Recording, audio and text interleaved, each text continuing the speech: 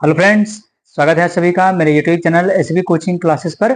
और जैसा कि मैंने आपसे अपने पिछले वीडियो में डिस्कशन कर लिया था, लास्ट वीडियो में आपसे मैंने आधुनिक परमाणु मॉडल है ना, मॉडर्न एटॉमिक मॉडल, जिसमें आपके कोष, उपकोष, कक्षक, इलेक्ट्रॉनों की संख्या और खुद एक आध क्वेश्चन की भी प्रैक्टिस मैंने आपको करवा दी थी। तो अगर आपने उस वीडियो को नहीं देखा तो उसको देख लीजिएगा, है ना। उसके बाद क्या होता है कि परमाणु संबंधित मॉडल और संरचना संबंधित जो भी बातें थी वो खत्म हो जाती हैं। उसके बाद आगे जब चैप्टर बढ़ता है तो फिर आता है उसके बाद कंपोजिशन ऑफ न्यूक्लियस, नाभिक का संगठन, है ना। संगठन, संगठन नहीं कहेंगे, संगठन कहते हैं, कंपोजिशन होता है ये, है ना। संगठन तो दूसरा हो जाएगा, ऑर्गेनाइजेशन, ठीक है। ये आपका कंपोजिशन है, संगठन कहते हैं इसको। संगठन का मतलब है कि कोई चीज किन चीजों से मिलकर के बनी है, कोई पदार्थ किन पदार्थों से मिलकर के बना है, ठीक है। तो यहाँ हमें क्या करना, परमाणु नाभिक देखना है। तो नाभिक आपको पता है ना, मैंने बताया भी था उस वीडियो में, मैंने आपको कई बार बताया है। नाभिक आपका बीच में रहता है और ये कक्षाएं रहती हैं, न्यूक्लियस सेंटर में रहता है यहाँ पर, है ना। पॉजिटिव चार्ज होता है तो बीच में यहाँ पर क्या होता है, नाभिक होता है, और बाहर की ओर क्या रहते हैं, इलेक्ट्रॉन। और ये भी आपको बताया था कि नाभिक में कौन रहता है, प्रोटॉन न्यूट्रॉन, दो लोग रहते हैं। यानी यहाँ पर कौन रहता है इसके अंदर, तो ये रहता है प्रोटॉन प्लस न्यूट्रॉन, ठीक। तो नाभिक के अंदर कौन रहता है, नाभिक ये है आपका सेंटर, इसमें रहता है कौन है, प्रोटॉन प्लस न्यूट्रॉन। डायग्राम बनाने की कोई आवश्यकता नहीं, केवल समझाने के लिए, ठीक। तो प्रोटॉन न्यूट्रॉन इसके अंदर दोनों रहते हैं, इलेक्ट्रॉन कहाँ रहता है, बाहर की ओर। तो यहाँ पर नाभिक में हमें क्या करना है, नाभिक की संगठन में हमको यही चीजें पढ़ना है कि किस परमाणु में, किस तत्व में कितने इलेक्ट्रॉन है, कितने प्रोटॉन है, कितने न्यूट्रॉन है, ठीक है। यही सब के विषय में जानकारी लेना है, ठीक है। तो देखिए कंपोजिशन में सबसे पहले जो टर्म आता है, सबसे फर्स्ट जो टर्म आता है, वो पहला टर्म आपका है परमाणु क्रमांक, एटॉमिक नंबर, ठीक है। एटॉमिक नंबर इसको कहते हैं, परमाणु क्रमांक कहिए या परमाणु संख्या कह सकते हैं इसको, ठीक है। तो चाहे परमाणु क्रमांक कहिए और चाहे परमाणु संख्या कहिए इसको। अब इसकी परिभाषा क्या दी जाएगी, तो बिल्कुल आसान सी डिफिनेशन है ना, कि किसी भी तत्व के, है ना, किसी भी तत्व के नाभिक में उपस्थित प्रोटॉनों की कुल संख्या को, है ना, जो प्रोटॉन होते हैं किसी भी एलिमेंट के अंदर, है ना, उन्हीं की कुल संख्या को क्या कहते हैं, परमाणु क्रमांक, है ना। तो बिल्कुल एक लाइन की डिफिनेशन है, मैं बता दूंगा, आप लिख लीजिएगा, है ना, कि किसी तत्व के नाभिक में उपस्थित प्रोटॉनों की कुल संख्या को उसका परमाणु क्रमांक या उसकी परमाणु संख्या कहते हैं, ठीक है। ये डिफिनेशन बन जाएगी इसकी, है ना, कि प्रोटॉनों की संख्या। देखिए प्रोटॉनों की संख्या इसलिए ली गई है क्योंकि इलेक्ट्रॉन क्या है, इलेक्ट्रॉन देखिए बाहर है, ठीक है, इलेक्ट्रॉन बाहर घूम रहा है, तो इलेक्ट्रॉन आ जा सकता है, यानी ये निकल भी सकता है, आ भी सकता है, ठीक है। लेकिन प्रोटॉन क्या है, प्रोटॉन नाभिक के अंदर रहता है, यहाँ पर नाभिक के अंदर। तो नाभिक के अंदर जो है वो नाभिक से बंधा हुआ है ना, वो कक्षाओं को तोड़ करके बाहर नहीं निकल पाएगा, है कि नहीं। तो इसीलिए हम क्या करते हैं कि प्रोटॉनों की संख्या से परमाणु क्रमांक की परिभाषा को रिलेट कर देते हैं, है ना। इलेक्ट्रॉनों की संख्या कहा जा सकता था, है ना, लेकिन कब, जब ये क्या है कि कोई चार्ज वाला कंपाउंड ना बने, पॉजिटिव निगेटिव ना हो, जब इलेक्ट्रॉन आ जा ना सके। लेकिन ऐसा होता नहीं है, इलेक्ट्रॉन आ जा सकता है, इलेक्ट्रॉन का आदान प्रदान हो सकता है, भाई वो बाहर कक्षाओं में है, वो आ सकता है, जा सकता है। तो जो आ जा सकता है उस पर डिपेंड नहीं करेगा परमाणु क्रमांक, उसकी संख्या बदलती रहेगी। तो क्या परमाणु क्रमांक बदलता रहेगा एक ही एलिमेंट का, है कि नहीं। ऐसा तो है नहीं कि एक ही एलिमेंट का बार बार परमाणु क्रमांक बदलता रहे। तो इसीलिए इलेक्ट्रॉनों की संख्या को नहीं लिया गया है, क्योंकि इलेक्ट्रॉन आ जा सकता है, प्रोटॉन हमेशा फिक्स रहता है, उसकी संख्या निश्चित रहेगी, वो कहीं नहीं आएगा जाएगा, ठीक है। इसलिए प्रोटॉनों की संख्या को लेकर के परिभाषा बना दी जाती है, ठीक है। अब परमाणु क्रमांक जो होता है इसको हम कैपिटल जेड से प्रदर्शित करते हैं, Z, capital Z for zebra, ठीक है। तो कैपिटल जेड से हम परमाणु क्रमांक को क्या करते हैं, लिख देते हैं। और किसकी संख्या के बराबर होता है, तो प्रोटॉनों की संख्या, ठीक। तो यहां पर हम लिख देंगे प्रोटॉनों की संख्या, ठीक है। ये प्रोटॉनों की संख्या, प्रोटॉनों की संख्या को पी से लिखते हैं। प्रोटॉन क्या, पी देखिए सिंबल है इसके लिए, तो जेड बराबर क्या हो जाएगा, पी प्लस, ठीक है। ये देखिए, तो परमाणु क्रमांक हिंदी में आप लिख लीजिएगा, परमाणु क्रमांक बराबर प्रोटॉनों की संख्या, ठीक है। ये हम कह सकते हैं एक जनरल वे में, ठीक। अब उसके बाद एक ध्यान से और सुनिए की बात, जब कोई भी परमाणु उदासीन होता है, यानी उस पर कोई चार्ज न लगा हो, किसी भी तत्व पर कोई चार्ज ना हो, है ना, उस एलिमेंट पर कोई चार्ज न लगा हो, तो जब उस पर उदासीन है, कोई चार्ज है नहीं, तो जितनी प्रोटॉनों की संख्या होगी उतनी ही न्यूट्रॉनों की संख्या होगी, ठीक है। तो उसमें क्या होगा फिर, उसमें आपका जितनी प्रोटॉनों की संख्या होगी उतनी ही संख्या इलेक्ट्रॉनों की होगी। कब? जब किसी भी तत्व या परमाणु पर पॉजिटिव या निगेटिव चार्ज ना लगा हो, तब की बात कर रहे हैं। यानी वो क्या होना चाहिए? उदासीन होना चाहिए, उस पर कोई भी चार्ज नहीं होना चाहिए। ठीक है, तो देखिएगा यहाँ पर आपको बता देते हैं कि उदासीन, है ना, उदासीन तत्व के लिए, ठीक है, उदासीन तत्व के लिए क्या होगा? जो परमाणु क्रमांक है वही प्रोटॉनों की संख्या और वही इलेक्ट्रॉनों की संख्या। ठीक है, तो देखिए इसको हम क्या कर देंगे फिर, Z बराबर, ये क्या है? परमाणु क्रमांक, ठीक है, और ये क्या है आपका? प्रोटॉनों की संख्या, ठीक है, और बराबर किसके कर देंगे? इलेक्ट्रॉनों की संख्या। देखिए ये आप हिंदी में लिख लीजिएगा, ज्यादा दिक्कत होगी, है ना, किसी को कोई प्रॉब्लम आए तो आप हिंदी में लिख लीजिएगा। ठीक है, ये क्या है? परमाणु क्रमांक है, ये क्या है? प्रोटॉनों की संख्या है, ये क्या है? इलेक्ट्रॉनों की संख्या है। देखिए सब एक दूसरे को क्या है? बराबर हैं, तो सब एक दूसरे के क्या है? बराबर हैं, ये आपको ध्यान रखना है। लेकिन ये कब होगा? जब परमाणु कैसा होगा? उदासीन, उदासीन परमाणु, उदासीन तत्व, उदासीन यौगिक, है ना, तब इसको कह सकते हैं। ठीक है, जैसे ही उस पर कोई चार्ज आएगा वैसे ही क्या होगा? इलेक्ट्रॉनों की संख्या कम और ज्यादा हो सकती है, प्रोटॉन कभी नहीं बदलेगा। ठीक है, ये आपको ध्यान रखना है।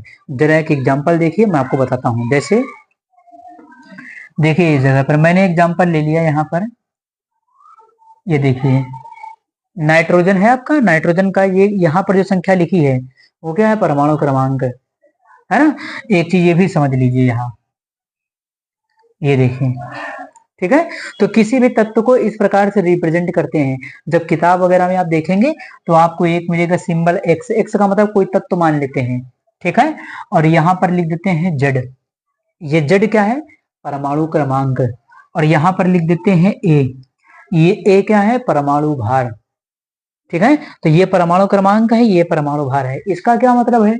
इसका मतलब ये है कि यहाँ पर जो संख्या लिखी होगी वो परमाणु क्रमांक को प्रदर्शित करेगी, यहाँ पर जो संख्या लिखी होगी वो परमाणु भार को प्रदर्शित करेगी, एटॉमिक वेट या एटॉमिक मास, जिसको द्रव्यमान संख्या या परमाणु भार भी कहते हैं। ठीक है, तो यहाँ वाली जो संख्या है वो परमाणु भार या द्रव्यमान संख्या है, और यहाँ वाली जो संख्या है वो परमाणु क्रमांक या परमाणु संख्या है। ठीक है, तो कॉमन एलिमेंट में एक सामान्य जनरलाइज रिप्रेजेंट करने का जो तरीका है वो ये है, किसी भी एलिमेंट के लिए। अब यहाँ पर लिखी हुई संख्या परमाणु क्रमांक बताएगी, यहाँ पर लिखी हुई संख्या परमाणु भार बताएगी। ठीक है, और आप एक चीज ये भी देखेंगे कि यहाँ पर जो परमाणु भार होता है वो लगभग क्या होता है? परमाणु क्रमांक का दोगुना। जैसे ऊपर वाले एग्जाम्पल में देखिए 7 है, 7 दूनी कितना होगा? 14। ठीक है, तो ये नाइट्रोजन है एलिमेंट, तो नाइट्रोजन में देखिए यहाँ पर कितना लिखा? 7, यानी नाइट्रोजन का परमाणु क्रमांक कितना है? इसका परमाणु क्रमांक है 7। ठीक है, नाइट्रोजन का परमाणु भार कितना है? तो ये है 14 यानी 14। तो इसी प्रकार से किसी भी एलिमेंट के अंदर यहाँ पर लिखी हुई संख्या परमाणु क्रमांक है, यहाँ पर लिखी हुई संख्या परमाणु भार है। ठीक है, तो परमाणु क्रमांक परमाणु भार का फंडा आपको समझ में आ गया होगा, है ना। जनरल हम इस तरीके से प्रदर्शित कर देते हैं, परमाणु क्रमांक का सिंबल ये है, परमाणु भार का सिंबल ये है। ठीक है, तो ये तो लिखने का तरीका है प्रदर्शित करने का। ठीक है, तो ये मैंने आपको बता दिया, यहाँ हमेशा लिखी हुई संख्या परमाणु क्रमांक है, यहाँ पर परमाणु भार। कभी कभी आप देखेंगे कुछ एलिमेंट में या कुछ किताबों में, जानते कैसे लिख दिया? ऐसे भी लिख दिया जाता है, जैसे ये लिखा है 7n और यहाँ लिख देते 14। ये देखिए कुछ किताबों में लिखने का तरीका ये भी रहता है, तो ये भी वही है, यहाँ पर लिखा हुआ परमाणु क्रमांक, ऊपर लिखी हुई संख्या परमाणु भार। कई जगह देखेंगे आपको किताबों में मिल जाएगा, अलग अलग किताबों में। ठीक है, कई किताबों में ऐसे लिखा होता है, कई किताबों में ऐसे लिखा होता है। ठीक है, तो ये भी आपका क्या है? ये परमाणु क्रमांक, यहाँ पर परमाणु भार, चाहे इस तरीके से लिखा हो और चाहे इस तरीके से लिखा हो, उससे कोई दिक्कत नहीं है। ठीक है, तो ये आपको समझ में आ गया होगा। अब उसके बाद आगे मैं आपको बता देता हूँ। तो देखिए मैंने एग्जांपल ले लिया था नाइट्रोजन का, 7 यहाँ पर लिखी संख्या, यहाँ संख्या क्या है? परमाणु क्रमांक। ठीक है, तो परमाणु क्रमांक इसका कितना है? 7।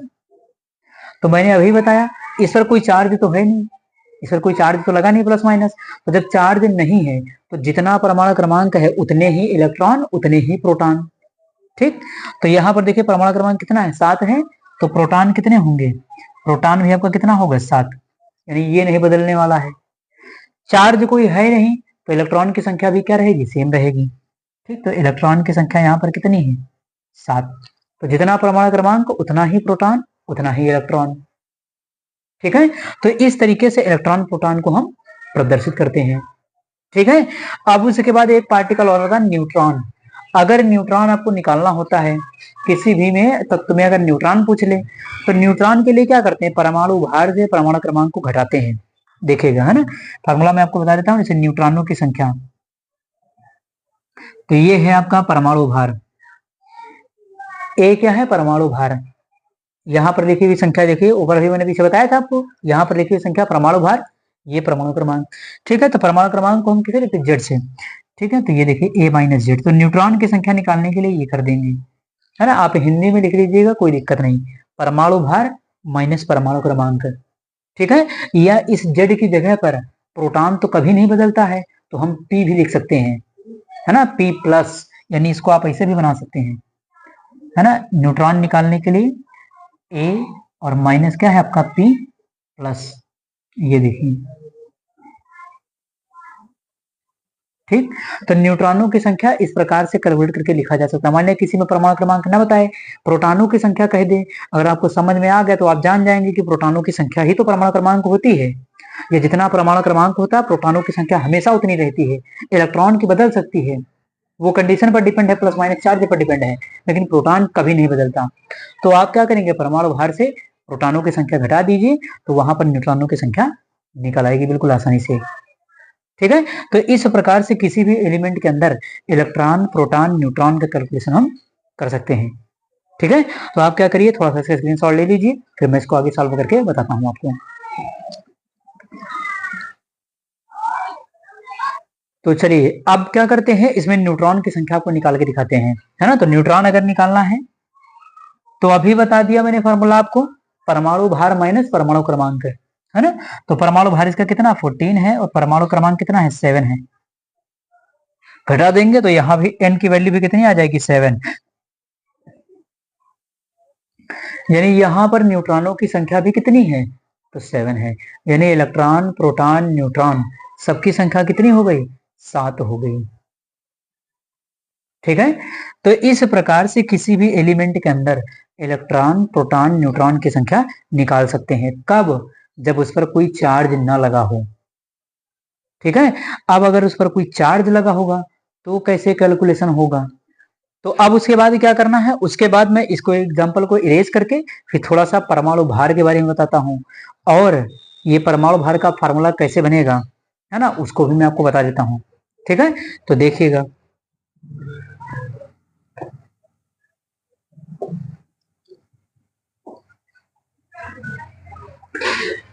तो चलिए अब यहाँ पर देख लेते हैं परमाणु भार को, है ना। परमाणु भार मैं आपको बता देता हूँ, परमाणु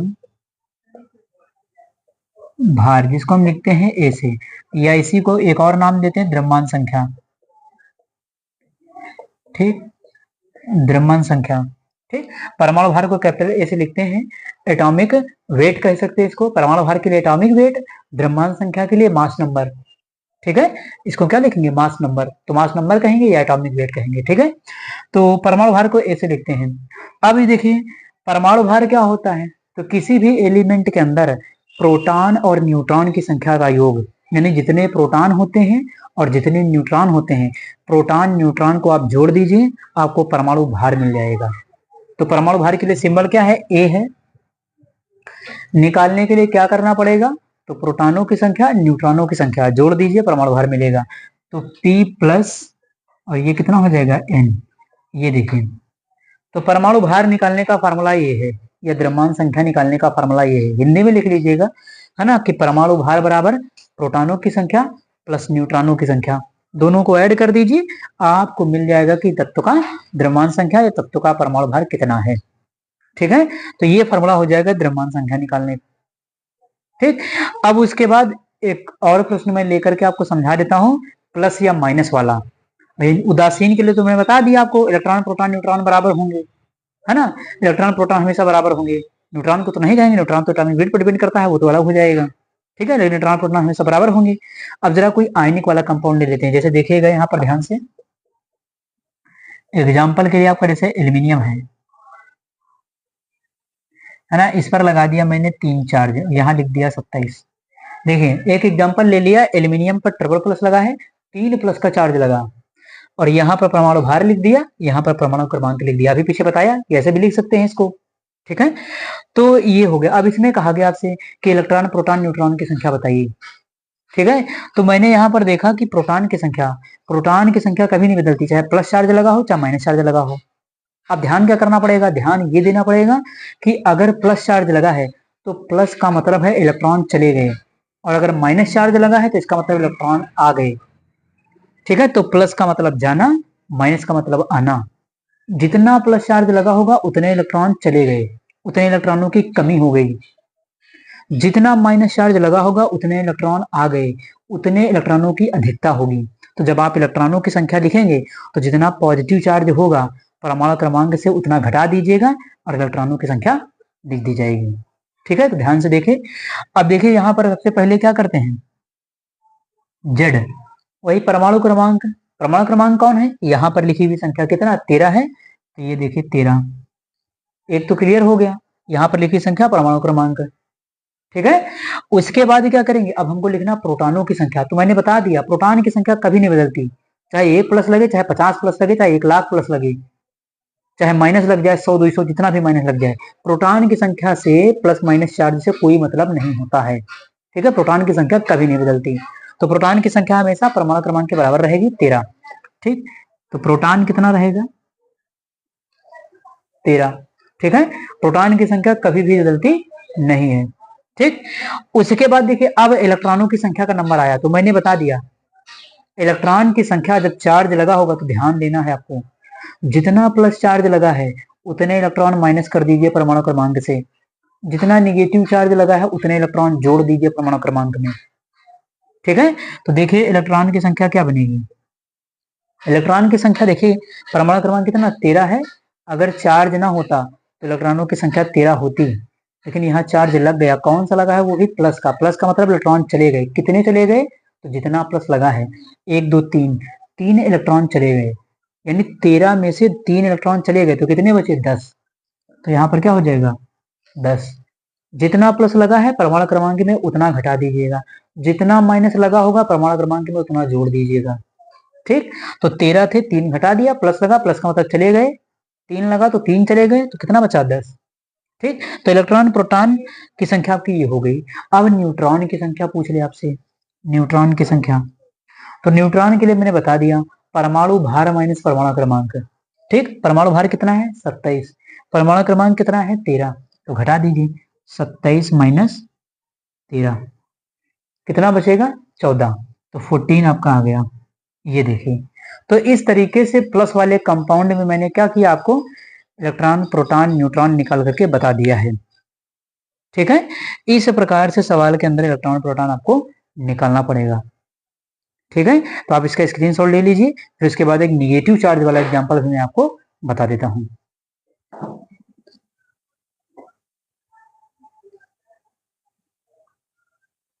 तो चलिए अब यहाँ पर कोई एक निगेटिव चार्ज वाला मैं आपको बता देता हूँ, ताकि कंफ्यूजन वहां पर क्या हो जाए, कॉन्सेप्ट क्लियर हो जाए, क्लियरिटी आ जाए उसके अंदर, है ना। तो निगेटिव चार्ज वाला जैसे ले लेते, कोई एग्जांपल ले लेते हैं, जैसे यहाँ पर हमने ले लिया है, ये आपका फ्लोरीन है, 9 नंबर है, ये है 18, ये 1 माइनस लगा दिए, है ना। ये या कोई अधिक परमाणु क्रमांक वाला ले लें, जैसे मैं ले लिया सल्फर, सल्फर 32 है और 2 माइनस लगेगा, ठीक है। तो देखिए इस बार बात कर लिया है सल्फर की, है ना। तो सल्फर पर क्या है, नेगेटिव चार्ज लगा है, कितना लगा है, वो भी 2 माइनस का लगा चार्ज। देखिए निगेटिव वाले की बात कर लेंगे। अब यहां से पूछा गया number of electron proton neutron, ठीक है। Calculate the number of electron proton in the sulphur, ठीक है। सल्फर डबल माइनस, क्योंकि 2 निगेटिव चार्ज भी लगा है ना, तो निगेटिव चार्ज को भी क्या करेंगे, काउंट करेंगे इलेक्ट्रॉन की संख्या में, ठीक। तो ध्यान से देखिएगा, अब यहाँ सबसे पहले पूछा जाएगा atomic number, atomic weight. Atomic number कितना है, तो यहाँ पर जो संख्या है ना, वो क्या है एटॉमिक नंबर है, और यहाँ पर लिखी हुई संख्या क्या है, एटॉमिक मास या मास नंबर कहेंगे इसको। इसको ए से लिखते हैं, इसको जेड से लिखते हैं। अब हिंदी में लिखने की आवश्यकता नहीं उतना, है ना, इंग्लिश लिखिए, शॉर्टकट बनाइए, ठीक है। तो इसको हम क्या करेंगे, जेड लिख देंगे सीधे, जेड बराबर कितना हो जाएगा 16, जेड क्या है एटॉमिक नंबर, ठीक। तो एटॉमिक नंबर को हम क्या करेंगे, जेड से रिप्रेजेंट कर देंगे, तो जेड बराबर कितना 16 हो जाएगा, ठीक है। उसके बाद क्या करेंगे फिर, अब यहाँ पर आपको नंबर ऑफ प्रोटॉन कभी चेंज नहीं होता, चाहे माइनस लगाओ चाहे प्लस लगाओ, कोई फर्क नहीं पड़ने वाला है। तो पी पॉजिटिव का मतलब प्रोटॉन पर प्लस चार्ज होता है, इसलिए लिखते सिंबल। तो कितना हो जाएगा, ये भी 16 रहेगा। अब इलेक्ट्रॉनों की संख्या, नंबर ऑफ इलेक्ट्रॉन, तो नंबर ऑफ इलेक्ट्रॉन के लिए आपको देखना पड़ेगा कंपाउंड पर कोई चार्ज तो नहीं लगा है, तो चार्ज लगा है, एलिमेंट है यहाँ पर। कंपाउंड की बात करेंगे तो कंपाउंड में देख लेंगे, ठीक। तो एस डबल माइनस लगा है, यानी यहाँ पर क्या है, माइनस का मतलब इलेक्ट्रॉन का एडिशन, इलेक्ट्रॉन आ गए। तो इलेक्ट्रॉन का जब एडिशन होगा तो इलेक्ट्रॉनों की संख्या बढ़ जाएगी। कितना बढ़ेगी, तो जितना माइनस लगा है। किसमें बढ़ेगी, जो एटॉमिक नंबर है। एटॉमिक नंबर कितना, 16 है, 2 इलेक्ट्रॉन इसके अंदर और आ गए, तो इलेक्ट्रॉनों की संख्या कितनी हो गई, 18। ठीक है, चलिए लिख देते हैं, number of electron is equal to क्या हो जाएगा, 18। तो ये नंबर ऑफ इलेक्ट्रॉन क्या हो गया, 18। तो ये हो गया। अब आपसे पूछा गया न्यूट्रॉनों की संख्या, है ना। तो न्यूट्रॉन में कुछ खास नहीं करते हैं, मास नंबर से क्या करते हैं, एटॉमिक नंबर को माइनस कर देते हैं। ठीक है, तो मास नंबर कितना है, 32 है, एटॉमिक नंबर कितना है, 16 है, माइनस कर देंगे तो नंबर ऑफ न्यूट्रॉन निकल आएगा। ठीक है, चलिए न्यूट्रॉनों की संख्या को हम यहां निकाल लेते हैं।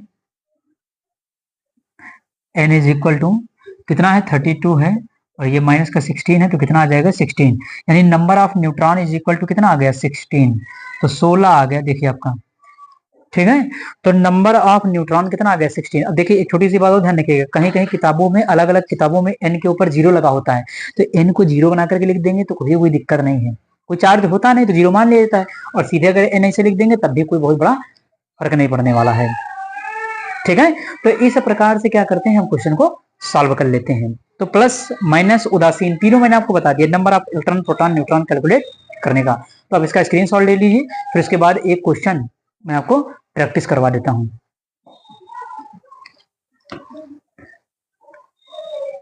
तो चलिए अब यहाँ पर देखिएगा, स्क्रीन पर एक प्रश्न लिखा हुआ है, इसको मैं सॉल्व करवा देता हूँ। बाकी से संबंधित जो प्रश्न है उसकी प्रैक्टिस मैं आपको अगले वीडियो में करवा दूंगा, है ना। खूब ढेर सारे प्रश्न लेकर के आऊंगा तो आपको प्रैक्टिस करवा दूंगा। ठीक है, तो देखिए लिखा हुआ किसी अधातु के ऋणायन x माइनस, लिखा हुआ x माइनस, x के ऊपर माइनस। अब x कोई भी एलिमेंट हो सकता है, अब इसका नाम भी बता देंगे आपको। ठीक है, x माइनस में इलेक्ट्रॉन 18 इलेक्ट्रॉन है, अधातु की द्रव्यमान संख्या 35 है, अधातु के नाभिक में न्यूट्रॉनों की संख्या ज्ञात कीजिए। तो कह रहा कि x माइनस है ना, ध्यान से देखिएगा, समझिएगा इसको। तो कह रहा कि जो आपका x माइनस है ना, यहाँ पर लिखेंगे सोल्यूशन, x माइनस है, कह रहा है इस x माइनस में इलेक्ट्रॉन कितने हैं, इलेक्ट्रॉन है 18। ठीक है, तो इलेक्ट्रॉनों की संख्या इसमें कितना दिया है उसने हमको, 18। ठीक है, अब देखिए 18 इलेक्ट्रॉन कब है, जब इसके ऊपर माइनस का चार्ज लगा है, और माइनस कितना लगा है, एक माइनस का चार्ज लगा है। तो अगर इसमें से एक इलेक्ट्रॉन हम हटा दें, एक इलेक्ट्रॉन हटा दें, यानी ये चार्ज हटा दें, तो इसमें ओरिजिनल इलेक्ट्रॉनों की संख्या पता चल जाएगी। यानी ये किस अवस्था में हो जाएगा, उदासीन अवस्था में। और उदासीन अवस्था में इलेक्ट्रॉन प्रोटॉन की संख्या हमेशा क्या होती है, बराबर। तो बिल्कुल आसान है ना। उदासीन अवस्था में इलेक्ट्रॉन प्रोटॉन की संख्या बराबर होती है, तो जितना माइनस लगा है उतना हटा दीजिए वहां से, माइनस को भूल जाइए, प्लस चार्ज लगा उसको भूल जाइए, उदासीन अवस्था में आ जाइए। ठीक है, तो जब उदासीन अवस्था में आ जाएंगे तो आपको प्रोटॉनों की संख्या पता चल जाएगी, और प्रोटॉनों की संख्या पता चल गई तो वहां से परमाणु क्रमांक और न्यूट्रॉनों की संख्या आसानी से ज्ञात कर सकते हैं। ठीक है, तो देखिए x है माइनस, इसमें अब 18 इलेक्ट्रॉन है। ठीक, अब यहां से हम क्या करें, एक इलेक्ट्रॉन हटा दें, जो माइनस चार्ज है वो हटा दें, तो इलेक्ट्रॉनों की संख्या कितनी होगी, 17। जाहिर सी बात है 17 है, 18 से एक माइनस घटाओगे तो 17 आएगा। तो ओरिजिनल वाली स्थिति में, ओरिजिनल वाली स्थिति में उदासीन अवस्था में कितने इलेक्ट्रॉन है, 17, और उदासीन अवस्था में इलेक्ट्रॉन प्रोटॉन की संख्या बराबर। ठीक है, तो लिख लीजिएगा यहाँ पर कि उदासीन अवस्था, ठीक, उदासीन अवस्था इसकी कब आएगी, जब इस पर का चार्ज हटा देंगे, चार्ज माइनस लगा है, इसको खत्म करिए उधर। तो यहाँ पर कितना है, 18 इलेक्ट्रॉन, और एक घटा दीजिए तो कितना हो गया, 17। ठीक, तो 17 हो गया, देखिए, यानी इसका परमाणु क्रमांक कितना होगा, 17, और द्रव्यमान संख्या सवाल में दी गई कितनी, 35। तो परमाणु भार कितना दिया है, 35। ठीक है, अब देखिए ये पता चल गया। अब इसमें क्या करना, देखिए प्रोटॉनों की संख्या कितनी है, 17। ठीक, तो प्रोटॉन पूछा नहीं गया, लेकिन बता देते प्रोटॉनों की संख्या कितनी होगी, 17। इलेक्ट्रॉनों की संख्या इसके हिसाब से कितनी है, 18। न्यूट्रॉनों की संख्या निकालने के लिए तो परमाणु भार माइनस परमाणु क्रमांक है, देखिए परमाणु भार ये है, परमाणु क्रमांक ये 17 आ गया। प्रोटॉनों की संख्या ही क्या होती है, परमाणु क्रमांक। होती है, तो जेड भी कितना हो जाएगा 17 हो जाएगा। ठीक, अब उसके बाद क्या करिए 35 और माइनस क्या करिए 17, तो ये घटा दीजिए कितना होगा 18। तो न्यूट्रॉनों की संख्या कितनी हो गई 18 हो गई 18 हो गई। ठीक है, तो इस प्रकार से आसान प्रश्न था, कोई बहुत कठिन नहीं था जो आप इसको सॉल्व न कर सकें। तो जितना माइनस का चार्ज लगा था उतना मैंने हटा दिया वहां से, ओरिजिनल उसमें इलेक्ट्रॉनों की संख्या और उदासीन अवस्था में इलेक्ट्रॉन प्रोटॉन पता चल जाए तो कुछ भी आप निकाल सकते हैं वहां से। ठीक है, तो ये रहा आज आपका टॉपिक, परमाणु क्रमांक, परमाणु भार, इलेक्ट्रॉन प्रोटॉन न्यूट्रॉन की संख्या को कैलकुलेट करना। ठीक है, उम्मीद करता हूं कि आज जो मैंने आपको पढ़ाया है वो समझ में आया हुआ होगा। और अगर चैनल पर नए हैं तो चैनल को सब्सक्राइब करिए, वीडियो को लाइक करिए और शेयर करते रहिए, है ना। नेक्स्ट पार्ट में आपको ढेर सारे प्रश्न करवाऊंगा इससे संबंधित। ठीक है, चलिए पढ़ाई करते रहिए। Thanks for watching this video.